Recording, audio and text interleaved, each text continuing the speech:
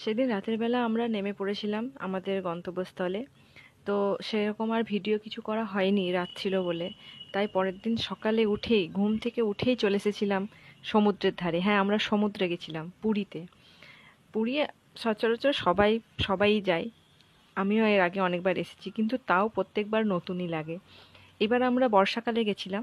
এর আগে যখন সমুদ্রে এসেছিলাম তখন পুরো ক্লিয়ার আকাশের মধ্যে দিয়ে সমুদ্রকে দেখেছিলাম, কিন্তু এইবার পুরো মেঘে ঢাকা আকাশের মধ্যে থেকে সমুদ্রকে দেখলাম। সমুদ্রের এই রূপও অসাধারণ। পুরীর কাছেই একটা অফবিট জায়গা আছে। এই জায়গাটা সাধারণত কেউ যায় না, কিন্তু আমি নামটা শুনেছিলাম, জায়গাটা আছে। তো মনে মনে ইচ্ছে ছিল যে যাব একবার।